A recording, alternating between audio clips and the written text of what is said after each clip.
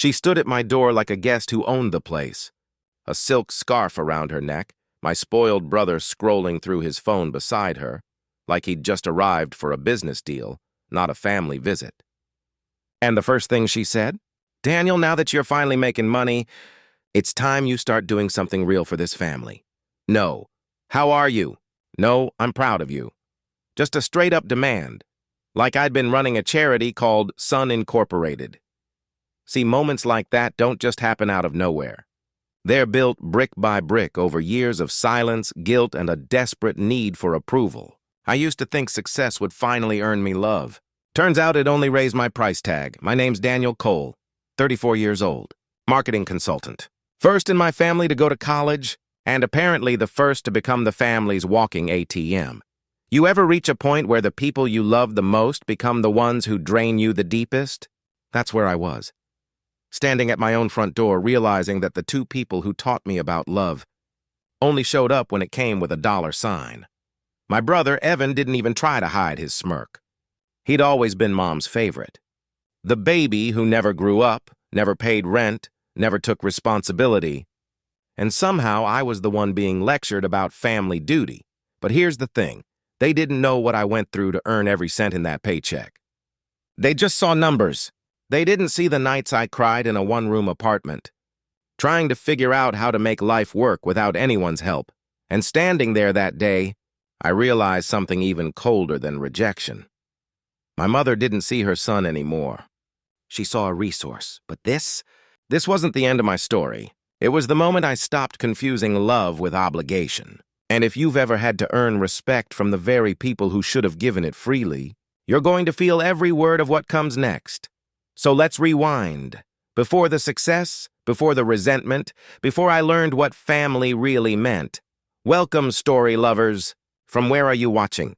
Drop your city name in the comments below. Let's see how far our story travels. Daniel wasn't born successful. He was born responsible. The kind of kid who learned early that love in his house came with conditions, and his were heavy. His father left when Daniel was 9. Not in the tragic, heart-wrenching way death takes someone, but in the quieter, crueler way of choice. One day there was a man sitting at the dinner table. The next, just an empty chair and the faint smell of cigarette smoke lingering in the air. After that, home turned into a survival zone. His mother, Lydia, started wearing exhaustion like makeup. Always polished on the outside, always collapsing inside. She said she worked hard for her kids, but somehow Daniel was always the one doing the actual work. He cooked, cleaned, helped Evan with homework, while his mom rotated between 2 jobs and a third one called blaming life. If a bill went unpaid, it was Daniel's fault for not reminding her. If Evan cried, it was Daniel's fault for making him feel bad. Some kids grow up with toys. Daniel grew up with responsibilities. He was the invisible backbone of a family that never noticed its own spine. Still, he dreamed. Not about fame or fortune, just peace. He wanted to study business, build something stable, maybe start his own firm one day. He loved numbers, the way they made sense when people didn't. But Lydia had other plans. She said, "Business? That's for people who can afford to fail. You're not one of them." So Daniel kept his dreams small enough not to scare anyone. He worked through high school, flipping burgers after class, saving every dollar for college. Evan, meanwhile, floated through life like a leaf on calm water, never worried about where he'd land. And Lydia, she called it mother's love. But Daniel learned that her love was conditional. It depended on who made her life easier. By 21, Daniel was juggling a part-time job, night classes, and overdue rent. He lived in a one-bedroom apartment that smelled like old paint and instant noodles. Every night he sat by a cracked window watching city lights blink like promises he wasn't sure he'd ever reach. Still, he never complained. Because complaining didn't pay bills, and it didn't make anyone proud. He told himself he was building character. But really, he was just trying to build enough of a life so his family might finally see him. Then came the breaking point. A call from home. Evan had crashed their mother's car again. Insurance? Gone. Repairs? $3,000. And Lydia's voice trembled, not from worry but accusation. "Daniel, if you really cared about your family, you'd help your brother out." That sentence stuck to his ribs like poison. If you really cared. It wasn't a request, it was a test of loyalty. He paid the bill. Again. And when he visited home a week later, Evan was bragging about getting a new gaming console. Bought with his savings. Daniel just smiled, pretending it didn't hurt that his sacrifice was invisible, but invisible people learn how to survive quietly. He built his life in silence, studying late, skipping meals, saving for a better future. When others partied, he planned. When they rested, he hustled. And when he finally landed his first real job, an entry-level marketing position at a mid-sized firm, he didn't celebrate. He just breathed for the first time in years. Still, he called home every Sunday. Still, he sent money just to help. Still, he thought maybe one day they'd say, "We're proud of you." But that moment never came. Instead, Evan dropped out of college after a semester. "School isn't my thing," he said. And Lydia? She said, "That's okay, sweetie. You'll find your path." Funny how grace was always free for Evan, but expensive for Daniel. When Daniel got promoted to project manager, he thought maybe this was it. Maybe success would finally buy him acceptance. He upgraded his tiny apartment, sent Mom a new phone, paid off some of her credit debt, and for a moment her tone changed. She called more often. She laughed on the phone. She said, "You're doing so well, honey." He let himself believe she meant it until the day she showed up unannounced, with Evan. No calls. No warning, just a knock at the door and a reminder that no matter how far he'd come, he'd never really escaped that invisible contract. The one that said his worth existed only in what he could give. That visit would change everything. But before that moment, the knock, the demand, the heartbreak, there was a man who just wanted peace. Who worked himself to the bone believing that if he was good enough, selfless enough, generous enough, his family would finally treat him like someone who mattered.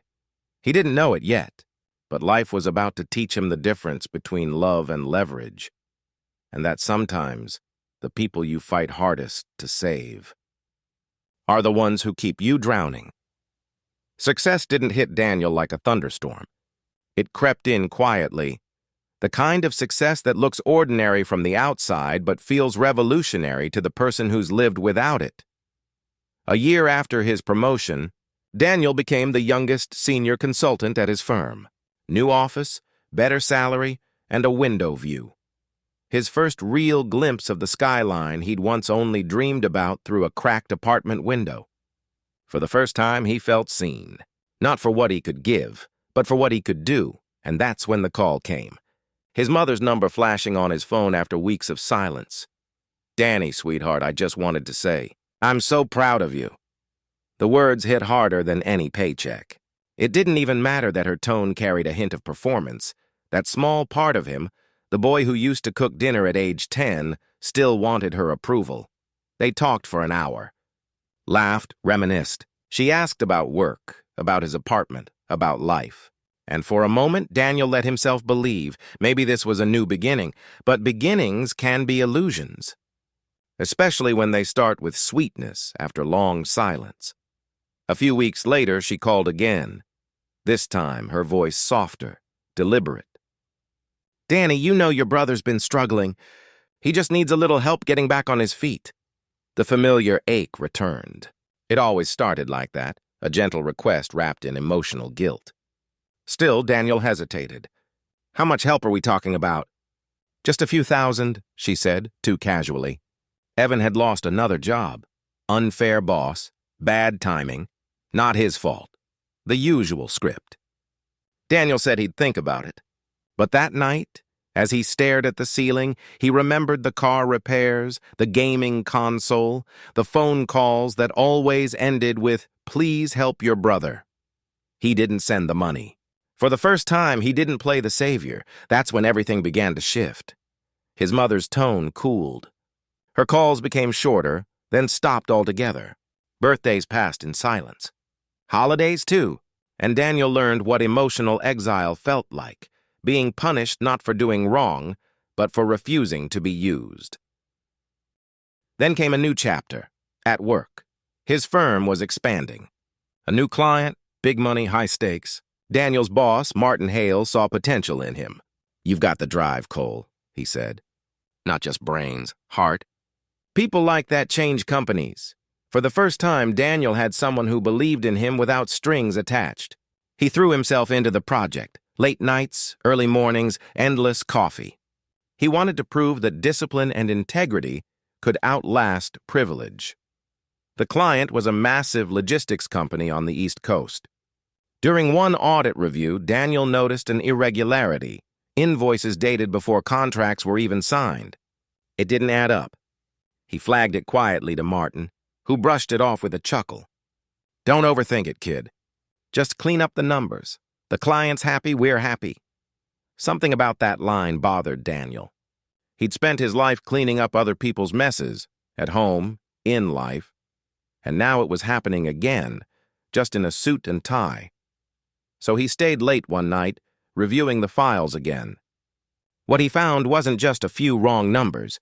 It was deliberate inflation.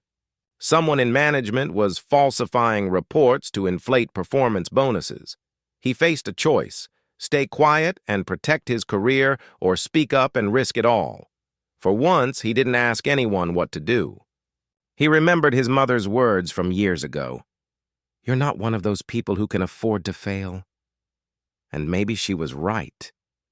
But he also knew he couldn't afford to live small anymore. So he documented everything: email trails, data logs, inconsistencies, quiet proof of something wrong. Then, carefully, he sent a report to the compliance department. It was the riskiest decision of his life. And it exploded faster than he imagined. Within a week, internal investigations began. 2 senior executives were suspended. And suddenly Daniel, the quiet, hard-working nobody one, was the name on everyone's lips. Some called him brave. Others called him stupid. But Martin Hale, his boss, looked at him differently now, colder. "You could have talked to me first," he said. "I did," Daniel replied. "You told me to clean it up." From that moment, Daniel knew his rise had made enemies. People who'd smile in the hallway but sharpen knives behind his back. Still, he didn't regret it. For once, he had integrity that couldn't be bought. Not even by comfort, not even by fear. And just when things at work were reaching their boiling point, life threw in another twist. His mother showed up, in person. With Evan, they stood in his doorway like an unwanted memory made flesh. She was smiling again, that same soft practice smile that always preceded a request. "Danny," she said, eyes shimmering, "we're so proud of you. Look at you, your own place, a good job, making a name for yourself. I knew you'd make it someday." For a second, Daniel wanted to believe her. But then Evan spoke. "So, how much you making these days?" The air in the room went cold. Daniel laughed it off, tried to change the subject. But his mother didn't let go. "I mean, honey, you don't have to hide it. We're family. You can tell us." That's when Daniel realized this wasn't a visit. It was an evaluation. They weren't here to reconnect. They were here to calculate. He tried to stay calm, polite, offered them coffee, smiled through the discomfort. But his mother's tone changed again, soft but heavy with entitlement. "Danny, your brother's been having a hard time. We think it's only fair that you help him get a place of his own. You're doing so well now. Don't forget who helped you get here." That last line stung. Who helped him get here? The same people who'd taken from him when he had nothing? He swallowed hard, his heart pounding. The room suddenly felt smaller, suffocating. He could feel old guilt crawling back, the kind that had kept him obedient for years. But something inside him had shifted. The boy who used to say yes was gone, and in his place stood a man who finally understood the price of peace. This was no longer just about money. It was about worth. And before long, that moment at the door, that confrontation, would become the line that divided his past from his future. Because when he said no, his mother didn't cry. She smiled, a slow, cruel smile, and said something that would change everything. The sun had barely risen when the knock came again, louder this time, impatient, entitled. He knew that knock. It wasn't the gentle kind that asked for permission, it was the kind that demanded entry. When he opened the door, his mother stormed in like she owned the place, her gold bangles clinking like tiny verdicts. Behind her stood Ryan, his younger brother, the same old smirk plastered across his face, wearing designer sneakers that probably cost more than their mother's monthly pension. "Nice place," Ryan muttered, glancing at the polished floors, the minimalist decor, the quiet order that defined his older brother's world. Then came the blow. His mother folded her arms. "So it's true. You've been making good money, and you never told your family?" He froze. The very thing he'd worked for years to build, a life away from chaos, debt, and manipulation, was suddenly under siege. "Mom, it's not like that," he began, voice controlled. "I'm just trying to keep things simple." "Simple?" she snapped. "You think we have it simple?" "Ryan needs a new car. The bank's on my back again." "You can help? Why wouldn't you?" Every word was a dagger. Not because of what she said, but because of how easily she said it. Like his success was public property. Like his sweat had an open claim. He looked at Ryan, arms crossed, chewing gum, scrolling through his phone. That same brother who never held a job longer than a week. Who crashed 2 cars their mother paid for. Who'd once called him boring for saving instead of spending. And yet here they were, demanding a slice of his hard-earned peace. He walked toward the kitchen counter, took a deep breath and placed an envelope there. "I already help," he said. "Every month, quietly. But I can't fund recklessness anymore." His mother's face hardened. "So you've changed. You think you're better than your own family?" That line hit him harder than he expected. He'd spent years being the good son, the one who worked double shifts, sent money home, repaired roofs, paid medical bills, while Ryan slept till noon. But this time, he didn't move. He let the silence stand like a wall between them. Ryan scoffed. "Wow, big man now. You forgot who raised you." "No," he said quietly. "I just remember who used me." The air froze. His mother's expression shifted from anger to disbelief. "You ungrateful child," she whispered. "I'm not ungrateful," he said. "I'm exhausted." She turned, pointing at him like a judge delivering a sentence. "You'll regret this. Families take care of each other." He met her gaze calmly. Families don't exploit each other.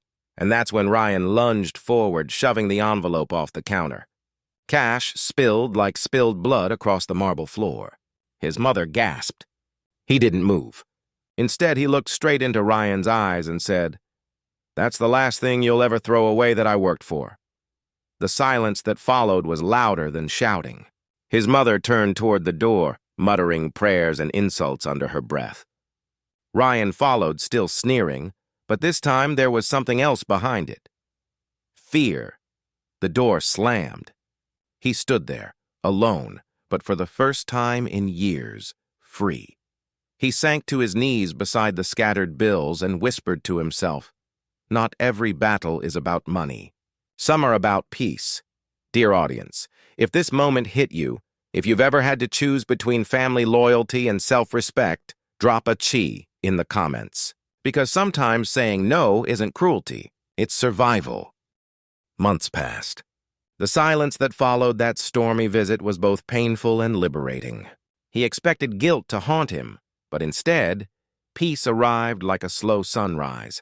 No late-night calls for money, no emotional blackmail disguised as family duty. Just quiet mornings, the kind he used to dream of. He poured that new calm into his work. Every hour felt purposeful again, and for the first time, his success didn't feel like a secret to hide. He started mentoring young people from broken homes, those who reminded him of the boy he once was, hungry to escape the cycle of guilt and dependence. He didn't just teach them about money, he taught them about boundaries.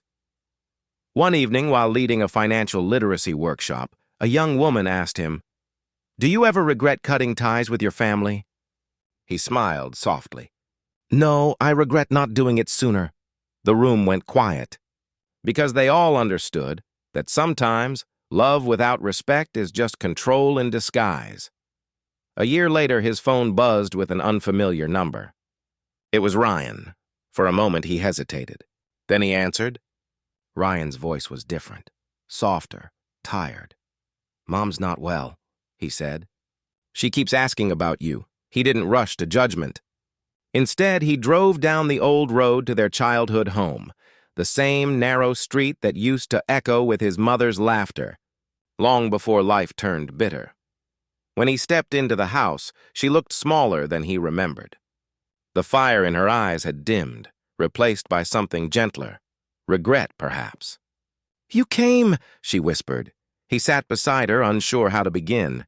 For years, every conversation had been a battle, but this time there was no fight left in either of them. "I was angry," she admitted. "I thought money made you selfish. But I see now, it just made you free." He felt a lump rise in his throat. "Mom," he said quietly, "I never wanted to be rich. I just didn't want to be trapped." They sat in silence. For the first time in years, it wasn't uncomfortable. It was healing. Ryan walked in later, carrying tea for them both. He looked different, too, less arrogant, more human. Turns out, after his brother's confrontation, he'd finally gotten a job. A modest one, but honest work. "I guess I needed to grow up," Ryan said with a nervous laugh. He nodded. We all did. That night, as he drove home, he realized something profound. Forgiveness doesn't mean returning to old wounds. It means closing them. And though the scars remain, they remind us not of pain, but of survival. Today, his life is simple, quiet, and full. He owns a small firm that helps struggling families learn to manage debt, just like the one he once escaped from. He sponsors scholarships for kids from low-income homes, kids who, like him, just need one break to start over. Every so often his mother calls, not to ask for money, but just to talk. And that's enough. Their bond isn't perfect. It's scarred but real, rebuilt not on guilt, but on understanding. Sometimes late at night he stands by his apartment window, watching city lights flicker below. He remembers that envelope of cash spilling across the floor, the sound of the door slamming, the years of silence that followed, and he smiles. Because that moment, painful as it was, became the turning point of his life. The day he stopped being a provider for everyone else's comfort and started being the guardian of his own peace. He whispers to himself, "Freedom doesn't always come from earning more. Sometimes it comes from saying enough." And in that quiet truth, he finally feels rich, not in wealth, but in worth. Thanks for watching. If this story moved you, drop a I in the comments and share it with someone who's ever had to choose peace over pressure. Because sometimes protecting your boundaries is the bravest kind of love. They say blood is thicker than water, but sometimes it's peace that runs deepest. He spent half his life trying to buy love, with obedience, with money, with silence. And in return, he only earned exhaustion. But the day he stopped paying for affection, he finally learned the price of freedom. Because here's the truth no one talks about. Not every parent deserves to hold your success hostage. Not every family member wants what's best for you. Sometimes they just want control wrapped in the language of love. He didn't walk away because he stopped caring. He walked away because caring alone wasn't enough to fix people who didn't want to change. And yet, life has a strange sense of poetry. Months after reconciliation, his mother began volunteering at a women's shelter, teaching single moms how to manage money. The same woman who once believed her son's worth was his paycheck was now helping others see their worth beyond it. That's the twist no one saw coming. Healing doesn't always start with the one who's right. Sometimes it begins with the one who refused to stay wrong. He learned that success means nothing if you're too broken to enjoy it. And forgiveness isn't for those who hurt you. It's for your own soul to breathe again. So if you're watching this, wondering whether it's okay to choose peace over people, here's your answer: yes, it's not selfish, it's sacred. Because you can love someone deeply and still decide they can't come with you where you're going next. He no longer measures success by numbers on a screen or applause from a family dinner. He measures it by mornings without anxiety, by nights that end in quiet gratitude. And maybe that's the kind of wealth the world needs more of. So remember his story, not as a tale of rebellion, but of rebirth. A reminder that sometimes the richest people are those who finally stop proving and start living. because love that demands your silence isn't love, it's debt. And the moment you stop paying it, you start to heal.